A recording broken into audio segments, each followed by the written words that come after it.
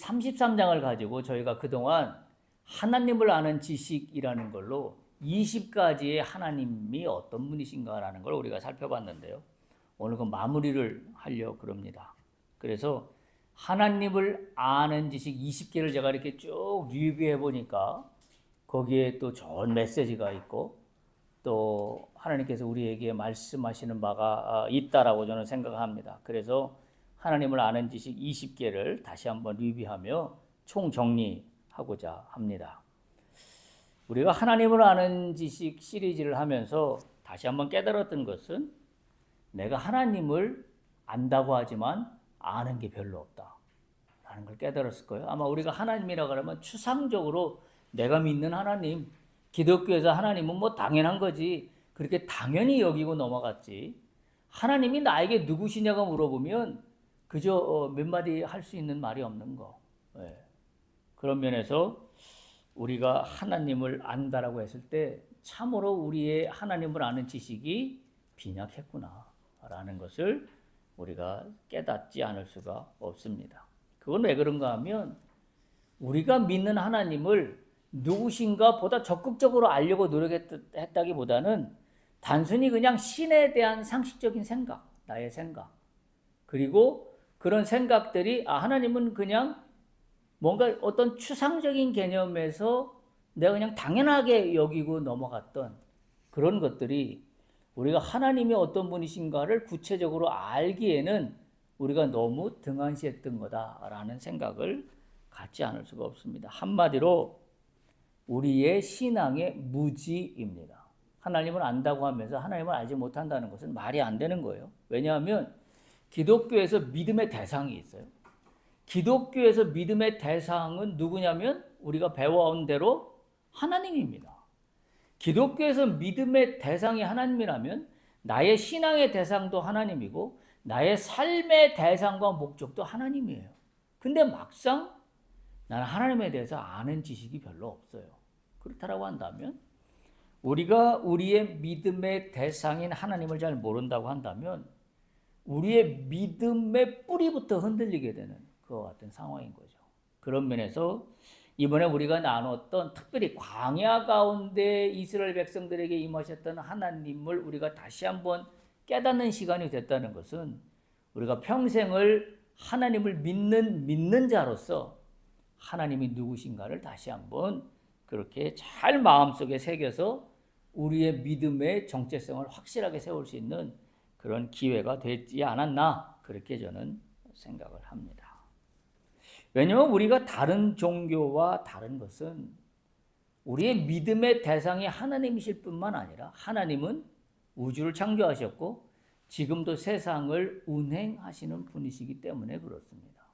그래서 우리가 막연하고 추상적으로 그냥 신이라는 어떤 또 다른 영역에서 어떤 개념적으로 존재하는 그런 신이 아니라 하나님은 구체적으로 광야에서 발견한 것처럼 이스라엘 백성들을 시시때때로 상황마다 정확하게 인도하고 계셨던 하나님인 것을 우리가 깨닫는다면 우리는 분명히 하나님에 대한 지식을 다시 한번 잘 마음에 새길 필요가 있다라고 그렇게 생각을 합니다.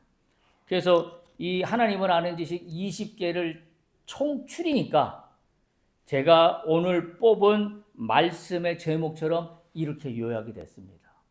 말씀의 제목을 한번 보실까요? 오늘 우리가 나누고자 하는 말씀의 제목은 하나님의 인도하심을 따라가는 믿음의 여정. 제가 하나님을 아는 지식 20개를 다 총체적으로 한마디로 요약한다면 뭘로 할 수 있을까? 딱 요겁니다. 하나님의 인도하심을 따라가는 믿음의 여정. 그게 믿는 사람들입니다. 자, 그래서 우리가 지금 나누었던 하나님을 아는 지식 20가지인데요. 여러분 순서지 뒤에 있습니다. 뒤를 한번 보시기 바랍니다. 제가 한번 1번부터 20번까지 쭉 읽을 때 같이 내용을 음미하면서 눈으로 따라오시기 바랍니다. 제 1번 치료하시는 하나님, 2번 독수리 날개로 업어서 인도하시는 하나님, 3번 나와 언약을 맺으신 하나님.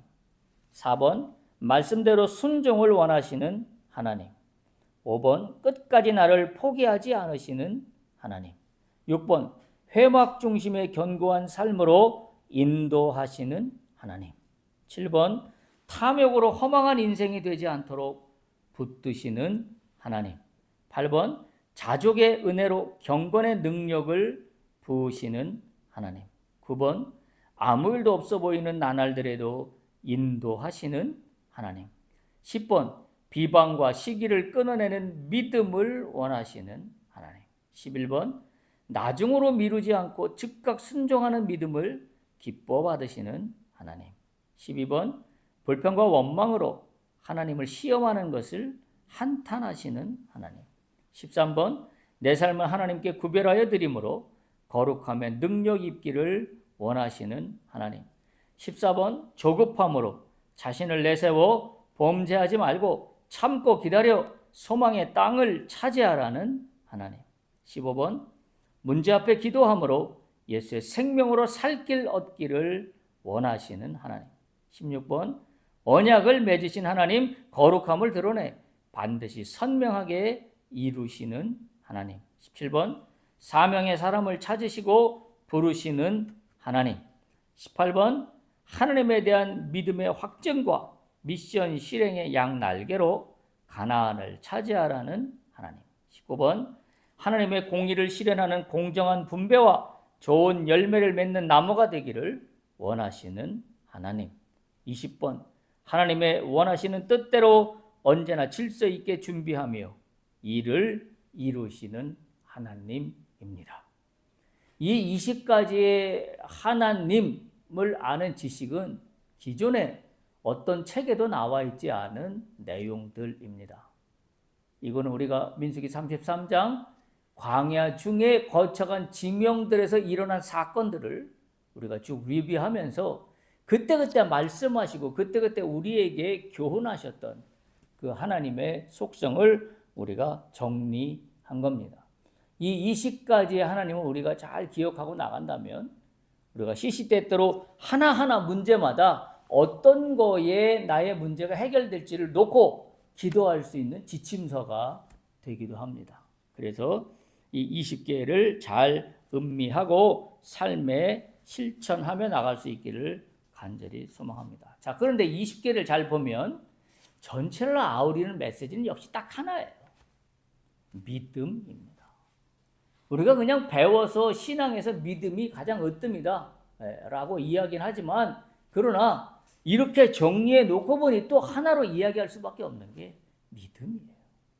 우리가 하나님을 이야기하면서 믿음이란 단어를 빼놓을 수 없습니다. 왜냐하면 하나님은 알파와 오메가가 되시는데 그 알파와 오메가의 그 모든 부분을 채우는 그 영역은 뭐냐? 그건 우리와 하나님 사이의 믿음이라는 영역입니다. 하나님은 믿음이라는 프리즘을 통해서 우리와 끊임없이 관계를 맺으시고 우리를 붙드시고 있다는 사실을 우리가 다시 한번 확인하지 않을 수가 없습니다.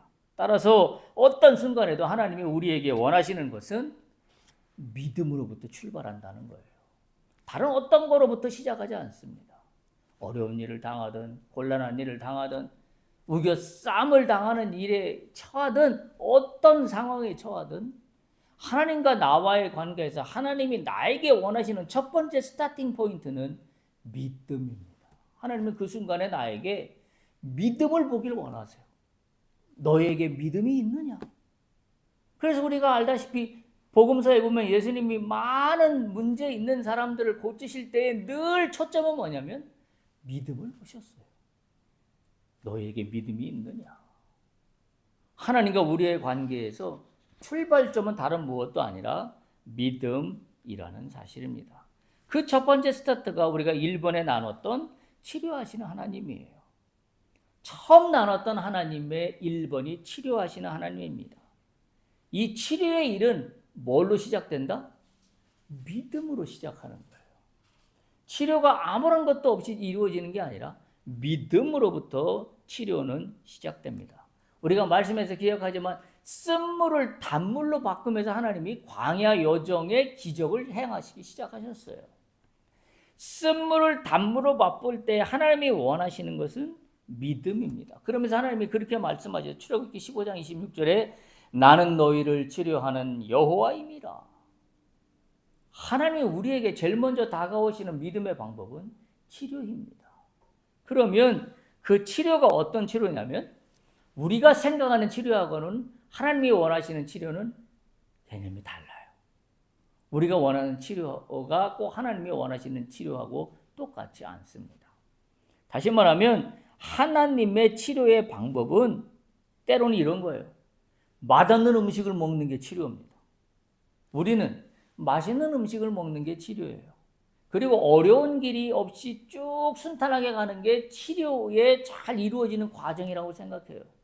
근데 하나님은 고난의 가시밭길을 걸어가는 게 치료라고 생각하세요. 홍해 앞에 가로막혀서 홍해 바다가 출렁거리는 그걸 치료라고 생각하세요. 우리는 아예 홍해 바다도 없어야지요. 시온 대로가 쫙 열려야지요. 근데 하나님은 홍해 바다를 놓으세요. 그리고 그 가운데 길을 내시는 치료의 방법을 선택하세요. 왜 그러세요? 그냥 처음부터 길을 내시지 않고 믿음을 보시는 거예요. 모세가 믿음으로 지팡이로 홍해를 내리치는 믿음을 보시는 겁니다. 왜 쓴물을 단물로 주세요? 아니 그냥 처음부터 단물을 주시죠. 하나님의 치료의 방법은 쓴물을 먼저 주십니다. 그리고 그 쓴물 가운데 믿음을 치료법으로 삼으십니다. 그래서 이 하나님의 치료의 개념은 여호와의 말씀을 들어 순종하는 게 치료이고 또 주님이 보실 때에 의를 행하는 게 치료입니다. 그리고 주님의 계명에 귀를 기울이는 것이 치료이고 주님의 모든 규례를 지키는 것이 치료입니다. 이게 믿는 자들이 세상을 살아가며 세상을 이기는 심장 같은 엔진입니다. 그래서 하나님은 20개의 하나님을 말씀하시면서 제일 먼저 치료하시는 하나님을 말씀하고 있습니다. 그러면서 14편에 말씀대로 순종을 원하시는 하나님으로 이어가셨어요. 결국 믿음이 뭐냐? 순종입니다. 근데 이 순종은 뭐냐면 맹목적인 순종을 말하는 것이 아닙니다. 여기서 말했던 순종은 구체적으로 탐욕을 통제하라는 것이었습니다. 탐욕을 통제하기 위해서 순종하라는 거예요. 주님의 말씀에. 그때도 필요한 것이 믿음입니다. 그러니까 이 믿음은 우리가 일생을 살아가면서 우리의 병들고 우리의 심령이 바르게 서지 못하는 것에 대한 치료제예요. 그게 믿음입니다. 탐욕을 절제하고 탐욕을 제어하는 것도 믿음이라는 치료 방법으로 치료할 수 있어요. 또 11번에 보면 나중으로 미루지 않고 즉각 순종하는 믿음을 기뻐 받으시는 하나님이라 그랬는데 이때 11번에 나중으로 미루지 말라는 것은 왜 나중으로 미루냐면 두려워하기 때문이에요. 그러니까 이 두려워하지 않고 나중으로 미루지 않고 하나님이 원하시는 땅을 차지하기 위해서는 나중으로 미루지 않아야 돼요. 그럼 나중으로 미루지 않을 힘이 어디에 있냐? 그게 믿음에서 나와요. 우리는 나중으로 왜 미루냐면 두려움 때문에 자꾸 상황 분석합니다. 상황이 이렇고 여건이 이렇고 환경이 이렇고 그러니까 믿음은 간 곳 없고 다른 치료법으로 상황을 뚫어내려고 그래요. 그건 정답이 아니라는 거예요. 우리가 깨닫는 것은. 그래서 자꾸 우리 속에 나중으로 미루려고 하는 습성이 나오걸랑 그렇게 깨달으면 됩니다. 아, 내가 지금 믿음이 없구나.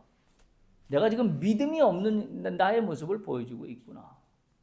주님을 믿고 주님이 그랬잖아요. 너희가 내가 이 땅을 너희 앞에 두었은즉 너희는 올라가서 차지하라. 두려워하지 말라. 주저하지 말라. 라고 말씀하시면서 주셨던 말씀이에요. 따라서 나중으로 미루지 않고 믿음의 최고봉으로 가는 첫 번째 길, 바로 그것이 하나님에 대한 신뢰입니다. 때는 내가 판단한 게 아닙니다. 때는 하나님께서 판단하십니다. 나는 나중으로 미루지 않고 두려워하지 않으며 믿음으로 나가면 되는 겁니다. 결국 미루지 않고 앞으로 나가게 하는 힘은 내가 결정하면 결정할수록 앞으로 나가게 하는 힘은 반감이 됩니다. 근데 내가 하나님을 신뢰하는 믿음으로 나가면 그 힘이 하나님의 힘으로 커지게 된다는 사실이에요. 우리가 이것을 반드시 깨달아야 합니다. 자, 20개 하나님에 대한 지식을 쭉 놓고 봤는데요. 지금 뒤에 기록해 놓은 걸 보시면 크게 6가지 주제로 분류가 됩니다. 결론적으로 이렇게 분류가 되었어요. 첫 번째는 치료하시는 하나님, 회복의 시작입니다. 두 번째 큰 주제는 2번부터 6번까지를 묶어서 인도하시는 하나님, 보호와 인도하시는 하나님입니다. 그리고 세 번째 주제는 7번과 8번 묶어서 탐욕을 경계하고 자족을 배우라는 하나님입니다. 그게 7번과 8번이고요. 그 다음에 네 번째 주제는 일상의 믿음입니다. 일상의 믿음에서 중요한 꼭지는 하나님을 시험하지 말라는 거예요. 그거는 9번, 10번, 11번, 12번을 묶어서 이와 같은 요약으로 나오게 됩니다. 그 다음에 다섯 번째 주제는 거룩함과 언약의 성취입니다. 13번에서 16번까지를 통하여 나오게 되는 주제인데요. 그리고 여섯 번째는 기도와 사명입니다. 마지막입니다. 믿음으로 소망을 이루라는 겁니다. 그게 마지막 17번에서 20번까지의 주제를 놓고 볼 때 최종 결론적으로 기도와 사명, 믿음으로 소망을 이루라라는 결론으로 나오게 됩니다. 그럼 이 6개의 주제로 말씀을 조금 더 진행해서 해보도록 하겠습니다. 첫 번째, 치료하시는 하나님. 이거 첫 번째 주제죠. 이건 회복이며 시작을 의미합니다. 말씀드린 대로 1번에 해당하는 치료하시는 하나님이었죠. 이스라엘 백성이 애굽에서 나와서 광야를 지나던 첫 여정에서 그들은 갈증과 병으로 고통을 겪습니다. 그때 하나님은 그들에게 치료하시는 하나님으로 나타납니다. 하나님께서는 우리의 육체적, 영적 상처를 치유하시고 회복시키시는 하나님이다 라는 걸 우리가 다시 한번 깨닫게 됩니다. 우리의 인생 여정에서도 하나님은 상처와 고통 가운데 우리를 돌보시고 치유해 주시는 분이십니다. 할렐루야. 우리가 그걸 믿어야 해요. 우리의 고통과 상처를 치유하시는 하나님, 바로 하나님의 치유하시는 손길로 말미암아 우리 인생의 회복의 첫걸음이 시작되었다라는 사실을 우리가 기억해야 합니다. 두 번째 주제는 인도하시는 하나님이었습니다. 2번에서 6번에 하나님을 아는 지식에 해당되는 이야기였죠. 제일 먼저 얘기했던 것이 보호와 인도의 하나님을 말한다고 말씀드렸는데요. 하나님은 이스라엘 백성을 2번에 보면 독수리 날개로 업어서 인도하시는 하나님이라 그랬어요. 하나님은 우리를 그렇게 인도하십니다. 어미새가 새끼를 품듯이 날개로 업어서 인도하시는 하나님입니다. 이스라엘 백성들을 보호하셨습니다. 광야의 위험 속에서도 그들은 하나님의 보호 아래 있었습니다. 그렇지 않으면 광야에서 일순간에 다 죽음을 맞이했을 겁니다. 그러나 보호 아래 있었습니다. 그리고 하나님께서 친히 불기둥과 구름기둥으로 이스라엘 백성들의 앞길을 인도하셨습니다. 오늘날 우리의 인생길에서도 하나님은 우리를 보호하시고 하나님의 방법으로 우리를 인도하신다는 사실을 믿어야 합니다.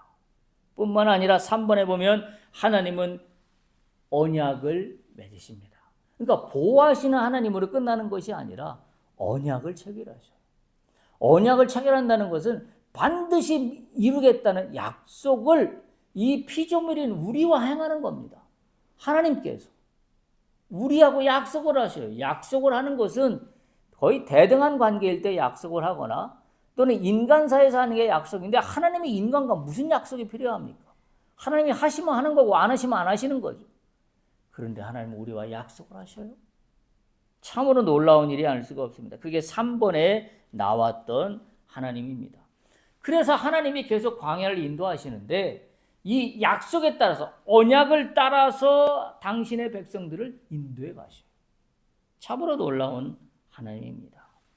오늘도 우리와 하나님은 언약을 맺으신 분입니다. 그래서 4번에 나오는 것처럼 우리는 이 언약 속에서 하나님의 말씀에 순종할 것을 우리는 요구받습니다. 하나님이 언약을 우리와 체결했기 때문에 우리는 그 다음에 할 일은 약속을 지켜야 되잖아요. 그럼 약속을 지키는 일이 뭐가 있어요? 우리에게 말씀대로 하는 것밖에 다른 아무것도 약속을 지킬 일이 없습니다. 하나님이 언제 우리에게 돈을 내놓으라, 뭘 어떻게 해라 하신 적이 한 번도 없습니다. 하나님 우리에게 요구하신 건 오직 하나예요. 약속을 지키라. 왜? 너와 나와 언약을 맺었기 때문에. 그렇다면 그 언약은 우리는 말씀에 순종함으로 약속을 지키게 됩니다. 그 약속을 지킬 때에 우리는 하나님과의 관계가 조금 더 성숙해지게 된다는 사실을 깨달아야 됩니다. 그런데 인간이 우왕좌왕합니다. 그래서 5번으로 넘어갔어요. 하나님께서 끝까지 포기하지 않으시고 그 당신의 약속을 이루시기를 우리를 격려하십니다. 그래서 하나님은 끝까지 포기하지 않으시는 하나님입니다. 그래서 6번에 보면 그분은 우리가 약할 때도 우리를 인도하시고 우리를 견고한 삶으로 이끌어 주십니다. 특별히 우리가 이것을 회막 중심으로 나가면 나갈수록 우리의 삶이 훨씬 약속 안에서 견고해진다는 사실을 우리가 깨달을 수 있습니다. 자, 세 번째 큰 주제는 탐욕을 경계하고 자족을 배우라 합니다.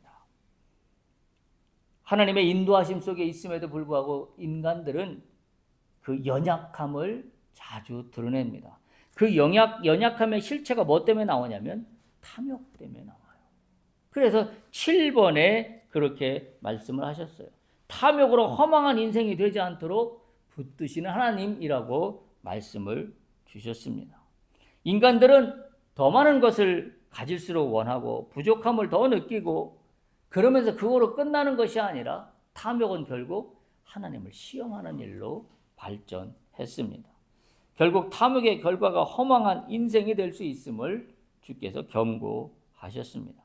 그래서 하나님은 우리에게 자족하는 마음을 주시기를 원하셔요. 그게 8번째 말씀이었습니다.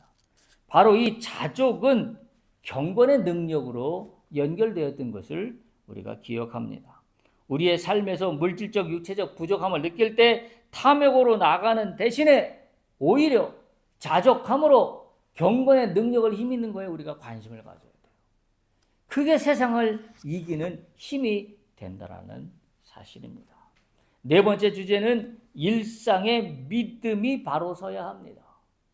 일상 중에 믿음이 바로 선다는 얘기는 하나님을 시험하지 않는 것과 같습니다. 우리가 하나님을 시험한다 했을 때 무슨 큰 사건이 나에게 다가왔을 때 이걸 내가 믿느냐 믿지 않느냐 그런 정도의 시험이 아니라 일상은 내가 느끼든 느끼지 못했던 평범한 나의 일과 속에 나는 끊임없이 하나님을 시험하고 있다는 사실을 우리가 잊지 않아야 합니다.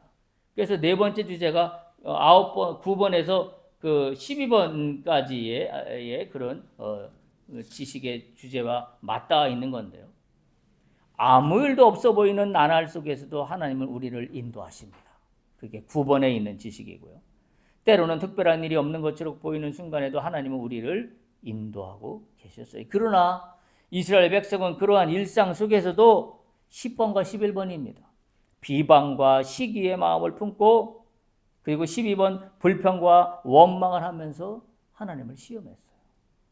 결국 하나님은 우리가 그분을 시험하는 대신에 매 순간 11번입니다.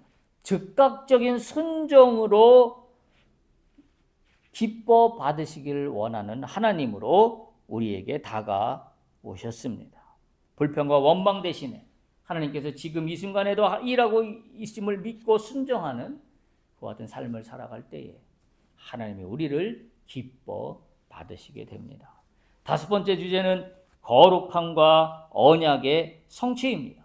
이건 13번에서 16번까지 해당하는 그런 내용들인데요.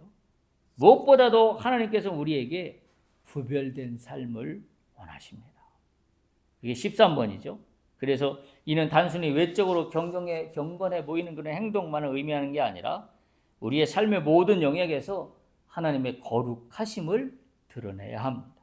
하나님께 헌신될 삶을 살아가야 합니다. 그래서 하나님은 이스라엘 백성과 언약을 맺으십니다. 그게 16번에 나와 있어요. 그들의 삶 속에서 거룩함을 이어가시기를 원하십니다. 오늘도 하나님은 우리에게 동일하게 거룩함을 요구하고 계십니다. 그래서 그분의 언약을 성취해 나가고 있습니다. 그러니까 이렇게 이해하시면 돼요. 하나님이 우리와 언약을 맺으셨는데 그 언약을 이루어 나가는 가장 핵심 키워드가 뭐냐? 그게 거룩함이에요. 그러니까 이 지금 광야의 여정을 보면 우리가 이 프로세스를 좀 잘 깨닫게 돼요. 처음부터 하나님이 거룩함을 원하지 않으셨어요.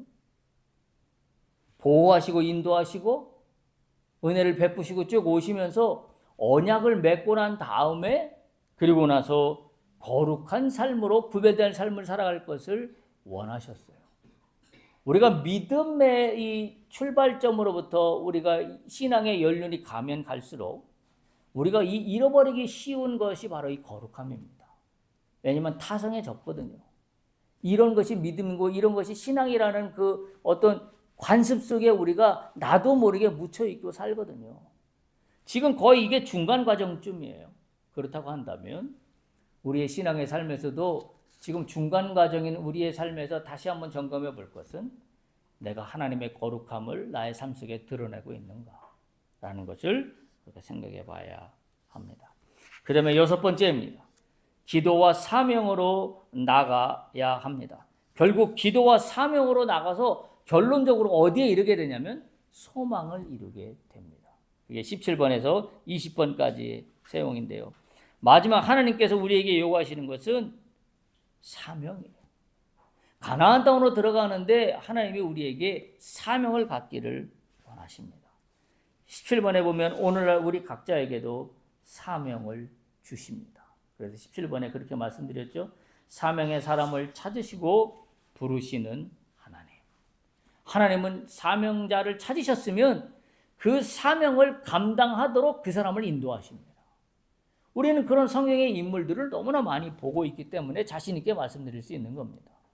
이 사명은 그냥 사명을 가졌다라고 되는 문제가 아니라 기도를 통하여 이 사명을 이루고 발견하고 그걸 뜻대로 받들고 내 삶 가운데 실천하며 나가게 만든다는 사실이에요. 결국 문제 앞에 기도함으로 말미암아 주 안에서 살 길, 생명을 얻기를 원하시는 하나님입니다. 바로 그것이 15번에 말씀드렸습니다. 문제가 만나면 사명이 있는 자들은 기도함으로 살 길을 찾습니다. 그러나 문제를 만나면 사명을 갖지 못하면 거기서 꼬꾸라지고 말아요. 결국은 사명이 우리의 앞길을 나가게 하는 원동력이 된다는 사실을 우리가 반드시 기억해야 합니다. 우리의 사명을 감당할 때 필요한 것은 18번이었어요. 믿음과 실행입니다. 하나님에 대한 믿음의 확증과 그리고 주께서 주신 사명에 대한 미션을 실행하겠다는 양 날개가 있으면 가나안을 차지하게 된다라는 하나님의 그런 교훈이 이 가운데 숨어 있었습니다. 그래서 믿음과 실행이라는 두 날개로 날아올라야 합니다. 19번에 하나님의 공의와 20번에 하나님의 질서, 이것이 우리의 믿음의 여정 속에서 하나님이 당신의 일을 이루어 가시는 그런 방법이었습니다. 그래서 하나님은 언제나 질서정연하게 그분의 뜻을 이루시며 우리가 그분의 계획에 동참하시기를 원하고 있다는 사실이에요. 자, 이렇게 20개 주제를 큰 주제의 단락별로 정리해 보니 이 20개는 따로따로 떨어져 있는 독립된 내용들이 아니라 광야 출발하는 시점부터 모압 평지에 이르기까지 이 내용들을 뭔가 순서 있게 절차대로 하나님이 우리에게 주셨던 말씀인 것을 우리가 다시 한번 깨닫게 됩니다. 그러나 20개 주제를 마무리하기 전에 우리가 다시 한번 기억하고 싶은 것이 있어요. 바로 그것은 우리가 광야 인생길에서 경계해야 할 하나님의 경고하심입니다. 그건 우리가 다시 한번 기억해야 됩니다. 7번입니다. 첫 번째, 우리가 광야 인생길에서 경계해야 될 첫 번째는 탐욕입니다. 7번 탐욕으로 허망한 인생이 되지 않도록 붙드시는 하나님이라고 말씀드렸습니다. 탐욕에 빠지는 것은 허망한 결과를 초래할 뿐입니다. 그걸 경고하셨어요. 그 다음에 두 번째, 비방과 시기, 질투입니다. 10번입니다. 비방과 시기를 끊어내는 믿음을 원하시는 하나님입니다. 이 비방과 시기의 마음은 한순간에 우리의 신앙을 무너뜨리는 위험한 요소입니다. 이 비방과 시기는 하나님이 이런 부정적인 태도를 경계하고 이를 제거하는 믿음을 갖기를 원하셨던 것을 우리는 다시 한번 기억해야 됩니다. 그리고 세 번째, 민수기의 전체 주제의 한 부분이기도 하죠. 불평과 원망입니다. 우리가 광야길을 걸어가면서 경계해야 될 것은 12번입니다. 불평과 원망으로 하나님을 시험하는 것을 한탄하시는 하나님이었습니다. 불평과 원망은 단지 불평과 원망이 아니라 하나님을 시험한다는 것으로 연결됐다는 사실을 우리가 기억해야 됩니다. 이는 영적 성장을 가로막고 있는 대표적인 속성입니다. 그 다음에 네 번째 우리가 경계해야 될 것은 조급함입니다. 광야를 걸어가면서 우리가 경계해야 될 것은 14번, 조급함으로 자신을 내세워 범죄하지 말고 참고 기다려 소망의 땅을 차지하라는 하나님입니다. 조급함으로 인해 결정을 내리거나 죄를 범하는 것을 경고하고 있습니다. 하나님은 인내하고 기다리는 자세를 통해 영적인 축복을 받으라고 말씀하고 있기 때문입니다. 정리하겠습니다. 우리가 나눈 20개의 하나님을 아는 지식을 통해서 우리가 하나님에 대해서 거꾸로 너무 모르고 있었다는 사실을 다시 한번 발견합니다. 우리의 목적과 목표는 명확합니다. 우리는 출애굽 백성으로서 구원받은 백성들입니다. 그렇다면 우리는 구원받은 백성으로 우리의 목적지는 가나안입니다. 그리고 우리의 할 일은 오늘의 말씀처럼 하나님이 우리에게 베푸시는 이 구속의 여정 속에서 우리는 믿음의 길을 따라가야 합니다. 하나님과 동행하며 하나님이 나에게 원하시는 또 하나님이 경계하라고 주신 말씀들을 마음에 새기며 우리가 이 믿음의 여정을 잘 따라가야 합니다. 우리가 발견한 하나님은 치료의 하나님이며 인도하시는 하나님이며 탐욕을 경계하고 자족을 배우라는 하나님이며 일상의 믿음이 바로 서기를 원하는 하나님이며 거룩함과 언약을 성취하기를 원하시는 하나님이며 기도와 사명으로 마침내 주께서 우리에게 허락하신 일들을 이루시기를 원하는, 그래서 당신께서 직접 우리에게 사명을 발견하시면 당신이 직접 우리의 사명을 이루어 가시는 하나님인 것을 우리가 발견하게 됩니다. 하나님께서 이스라엘 백성들을 인도하였듯이 오늘날 우리의 삶 속에서도 우리를 끊임없이 우리를 격려하시며 인도하신 하나님인 것을 우리는 발견합니다. 우리가 믿음이 흔들릴 때도 또는 우리가 고난 가운데 역경 가운데 처할 때도 잊지 마십시오. 하나님은 우리를 인도하시는 분입니다. 하나님은 우리를 보호하시는 분입니다. 그러나 그 인도와 보호로 끝나지 아니하시고 우리가 본 바와 같이 언약을 맺으시고 그리고 마침내 사명을 허락하셔서 그 사명대로 살아가는 우리를 통하여 당신은 당신의 뜻을 나의 인생을 통하여 이루어 가신다는 사실을 우리가 발견하게 됩니다.